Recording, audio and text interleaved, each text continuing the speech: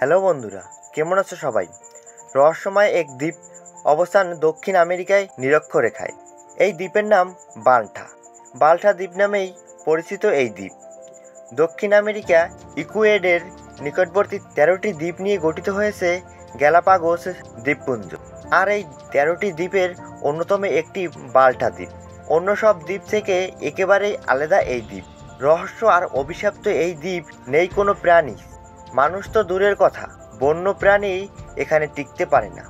এমনকি এই দ্বীপে বৃষ্টিও হয় না। অদ্ভুত এবং রহস্যময় এই দ্বীপে মানুষের বসতি না থাকায় একে ডেড আইল্যান্ডও বলা হয়। অনেকেই এই দ্বীপটিকে বলেন অভিশপ্ত। রহস্য নিয়ে যুগ যুগ ধরে নিঃসঙ্গ এই দ্বীপ একসময় মানুষ বসবাস করত। কয়েকটি জাতি এখানে বাস করত মিলেমিশে। জঙ্গলের গাছপালা ও অসংখ্য বন্যপ্রাণীর সাথে মিলেমিশে কয়েক পুরুষ ধরে তারা বাস করতেন এই দ্বীপে। জানা যায় 100 বছর আগে অদ্ভুত এক রোগ ছড়িয়ে পড়েছিল বাল্টায়। ফলে মানুষ মারা যেতে থাকে একের পর এক। দ্বীপবাসীরা ভয়ে দ্বীপ ছেড়ে পালিয়ে যান। তারা ফিরে গিয়ে সবাইকে জানায় যে দ্বীপটি অভিশপ্ত। দ্বীপের আশেপাশে কারো যাওয়া উচিত নয়। একবার চলে গেলে আর জীবন নিয়ে ফিরে আসা যায় না। সেই থেকে দ্বীপটি অভিশপ্ত নামে পরিচিত। দ্বিতীয় বিশ্বযুদ্ধের সময় বাল্টা দ্বীপের রহস্য বিশ্বের নজরে পড়ে। সেই সময় মার্কিন যুক্তরাষ্ট্র সরকার দ্বীপপুঞ্জ বেশ কয়েকটি দ্বীপ বিমানঘাঁটি স্থান করেছিল। একজন এয়ারবাস অফিসার ছিলেন ফ্রান্সিস ওয়াগানার। তার মাধ্যমে মানুষ প্রথম বাল্টা দ্বীপের সম্পর্কে জানতে পারে। এরপর অনেকের কাছেই শোনা যায় এই দ্বীপের রহস্য ব্যাপারে।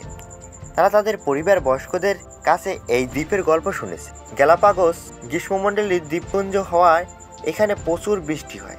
আশপাশের অন্য আইল্যান্ডগুলোতে প্রবল বর্ষণ হলেও বৃষ্টির এক ফোঁটাও পড়ে না বাল্টায়। কি এক রহস্যময় কারণে বৃষ্টির ফোঁটাগুলো বাল্টায় মাটিতে পড়ার আগেই উড়ে চলে যায় অন্যদিক।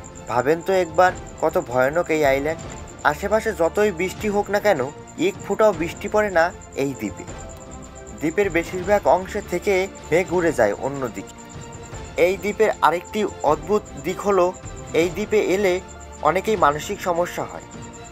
এই দ্বীপে পা রাখলেই মানুষের মাথা অনেকটা হালকা হয়ে যায়। অনেকেই দেখা যায় এলোমেলো আচরণ করছে।